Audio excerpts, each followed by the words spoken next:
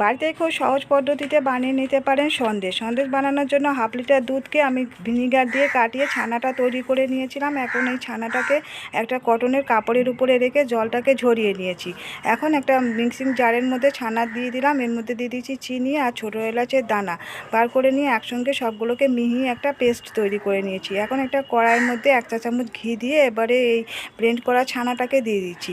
দিয়ে এটাকে খানিকক্ষণ নাড়াচাড়া করে নেব। দিয়ে দিলাম এর মধ্যে 6 চা চামচ মিল্ক পাউডারটাকে দিয়ে আবারও ভালো করে মিশিয়ে একটু নেড়ে চেড়ে একটা ডোয়ের মতো তৈরি করে নেব।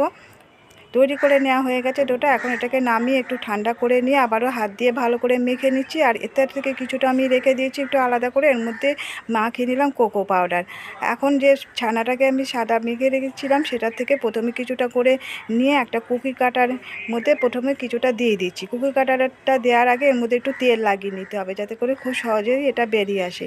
একটা সন্দেশ তৈরি করে নেওয়া হয়ে গেল। এইভাবে সন্দেশগুলো সব তৈরি